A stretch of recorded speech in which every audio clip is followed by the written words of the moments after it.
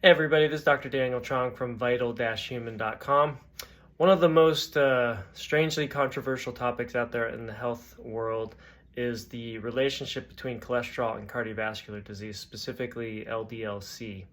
And one of the most outspoken critics of this idea that is related is Dr. Hassim Malhotra. And I've seen many videos from him, and just somebody sent me something recently today that I thought I would talk about. So let's give a listen to what he had to say, and then we'll talk about it more. Lowering cholesterol is a complete waste of time. There was a dogma, saturated fat causes heart disease. No. It's complete Del. Wow. Wasn't cherry picking. I looked at all the data and put it together, and it clearly showed there was no relationship. So if saturated fat doesn't cause heart disease, that means cholesterol can't be that important a risk factor for heart disease. So I looked at all the cholesterol data and hold on a minute. For most people, it isn't a risk factor for heart disease, only in extreme cases. So cholesterol isn't that important a risk factor. If cholesterol isn't that important a risk factor, how do statins work? 2021, myself and two other cardiologists did analysis of this. We took all of the published data up to date on randomized controlled trials on cholesterol lowering drugs and said, is there a correlation from those trials that you lower LDL cholesterol and you prevent cardiovascular events? No correlation Zero. at all. So my approach to patients, and everyone should hear this, is lowering cholesterol is a complete waste of time based upon the best evidence independently analyzed. Wow. Okay, so everything in that video sounds incredibly convincing. He speaks with confidence. He mentions studies. He mentions the work that he did. He mentions going through all the meta-analyses with other cardiologists, et cetera, et cetera. So, and as you can kind of hear from the person that's interviewing him, who sounds very convinced by what he's saying, there's almost no reason to doubt what he's saying, at least for the average person who doesn't know any different anyways. And so I thought it would be a good idea to go through each thing that he said piece by piece and talk to you a little bit about the research behind what he's saying and whether or not it's accurate. So let's start with the first one here. There was a dogma, saturated fat causes heart disease. No. It's complete bullshit, Del. Wow. Wasn't cherry picking. I looked at all the data and put it together, and it clearly showed there was no relationship. Okay, a couple things to think about there. Number one, he uses very sort of shock factor language that is always going to make somebody think, wow, he is so serious, this must be really true what he's saying. Whether or not it's totally accurate, that's an important thing to note. Also, he said he wasn't cherry picking and he looked at all the available data. And yet, if you look just, for example, at this 2020 Cochrane review of 15 meta-analyses on this subject, it comes to a very different sounding conclusion than he makes. As you can see here, it essentially says it's possible that reducing saturated fat may help, long story short. And it also, I want you to note, states that it looks as though from the research that the more you reduce saturated fat and for the longer you do so, the more effect is seen, which is very important because a lot of studies, perhaps some of the ones that he reviewed in his analysis, are relatively short term and don't always reduce it by that much. So point being, nutrition studies are really hard to make definitive conclusions from, like he's doing, and yet the wording in the Cochrane review is more like probably and maybe. And so, my bottom line for statements like this about the saturated fat, which is a complicated topic, and I don't think there's anything totally definitively shown about it, is that it's inappropriate to make such definitive conclusions based on the data that we have and the limitations to how we look at that. Okay, on to the next clip. So if saturated fat doesn't cause heart disease, that means cholesterol can't be that important a risk factor for heart disease. So I looked at all the cholesterol data and hold on a minute. For most people, it isn't a risk factor for heart disease, only in extreme cases. So I'm not totally clear if he's only talking about dietary cholesterol here or also LDL cholesterol as well. I've definitely heard him speak enough in the past about LDL cholesterol not being a risk factor either. So I'm just going to address it from that standpoint because I consider them fairly related. He says there's basically no connection. And yet, if you look at this 2017 consensus statement from the European Atherosclerosis Society, you'll see that they came to a very different conclusion after looking at things. And the key thing to note is what they did in this paper is they looked at LDL cholesterol lowering from every possible angle that you can look at it. So people who have genetic disorders that cause low cholesterol, a wide variety of different drugs that lower LDL cholesterol, and all of them in every circumstance, if the numbers go lower, on average, the risk goes lower. And there's always going to be outliers to that. So there's always going to be some people who have high LDL-C who don't get heart attacks and some people who have low LDL-C who do get heart attacks. And that doesn't disprove the connection between that LDL-C and risk. It just means that there's always going to be outliers for various potential individual reasons. It's the same way as, you could say that you're going to have some people who smoke 2 packs a day for their entire lives and never get lung cancer. And you also have people who've never smoked a day in their lives and they do get lung cancer. And yet you would never then conclude that cigarettes have nothing to do with lung cancer. That would be silly. So similar things here. And then you can also look at the very last conclusive statement from the European Atherosclerosis Society paper and see what they say, which is basically that consistent evidence from numerous and multiple different types of clinical and genetic studies unequivocally establishes that LDL causes ASCVD or atherosclerotic cardiovascular disease. So, you hear Malhotra say, I looked at everything. He's very reassuring, makes the person listening feel like they don't even have to look. He's looked at everything. And this is the only conclusion you could ever come to. And yet when you look at the most thorough analysis looked at from the most angles, the conclusion is literally the opposite of what he's saying. So at the very least, a bit inappropriate to speak so definitively on that topic either. On to the next one. If cholesterol isn't that important a risk factor, how do statins work? 2021, myself and 2 other cardiologists did analysis of this. We took all of the published data up to date on randomized controlled trials on cholesterol-lowering drugs and said, is there a correlation from those trials that you lower LDL cholesterol and you prevent cardiovascular events? No correlation. Zero. Okay, so these are the takes that I really have a hard time with. Again, he's speaking in this way that's telling the listener he's looked at everything. You don't have to look. He's looked at everything.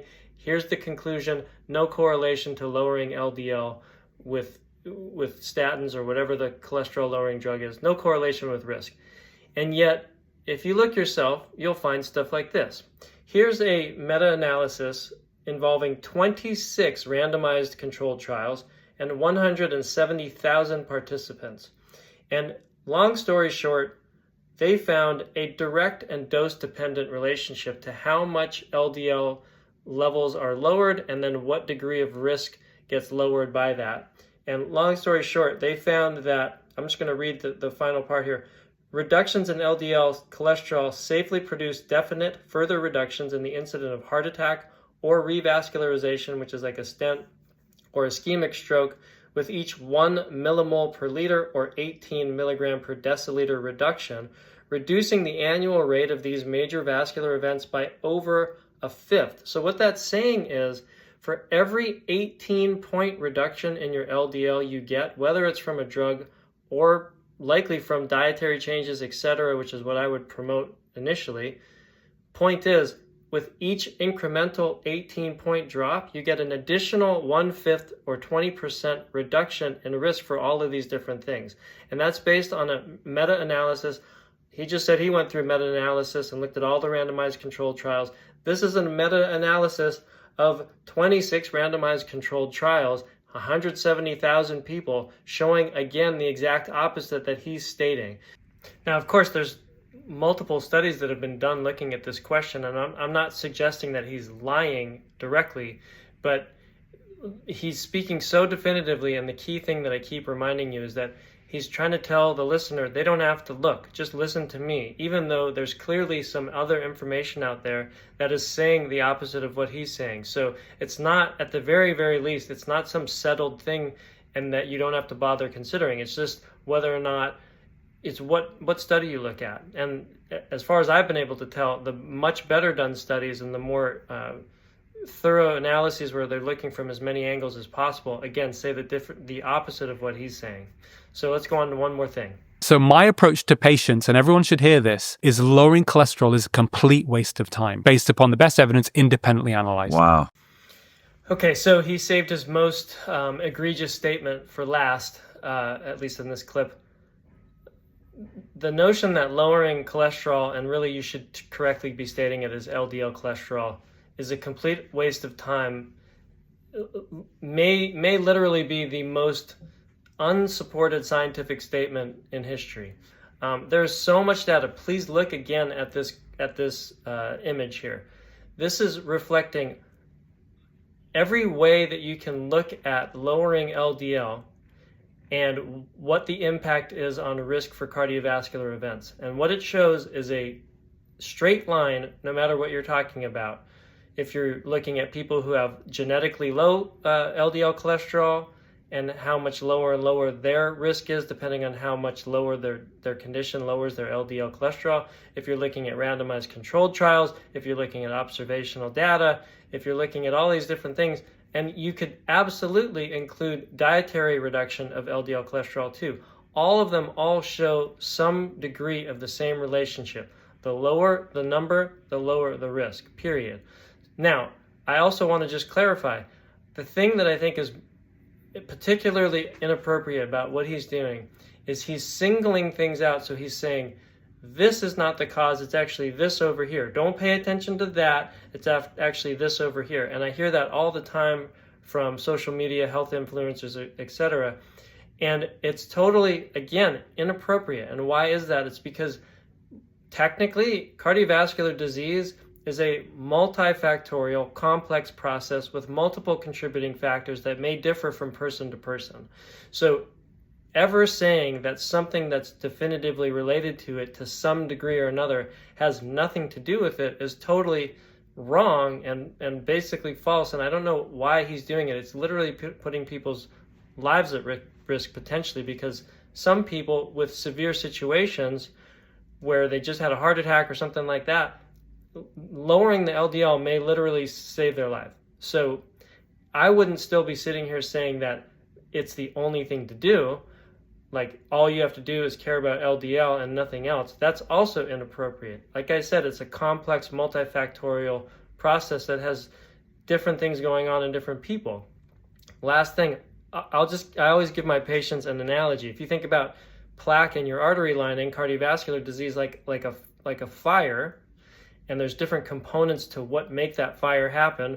You need basically wood and matches and oxygen and maybe some lighter fluid. There's all these different possible things that could go into starting that fire, establishing it, making it grow, putting it out, so on and so forth. And if you think about LDL like the wood part of that equation, it instantly shows how ridiculous it is to say lowering the wood has nothing to do with putting out the fire. That's essentially what he's saying. Now, I would never say lowering the wood is the only way to put out the fire, or even that taking a drug is the only way to lower the wood. There's all kinds of different possible things you can do, but when you speak like he's speaking in such definitive terms, it makes people totally confused. I see patients every day that are like, wait, so now I don't know, is LDL, does it have anything to do, blah, blah, blah. And long story short, just remember, anybody out there who's saying LDL has nothing to do with with cardiovascular disease is literally like saying wood has nothing to do with the fire. It's a ridiculous, inaccurate statement. It doesn't tell the whole story. It makes things too simplified, too polarized, and it allows people to pick sides and that I believe this person and not that person, when it's not like that at all in reality. So please just don't pay attention to people like this. You know, when you hear things like that, it's just a distraction. Find somebody to help you evaluate your risk factors, what's contributing to potential cardiovascular disease in your situation, and work on those things individually to get your best outcome. Okay, I'm going to stop ranting now. This is Dr. Daniel Chong, vital-human.com. Hopefully that was helpful. See you next time.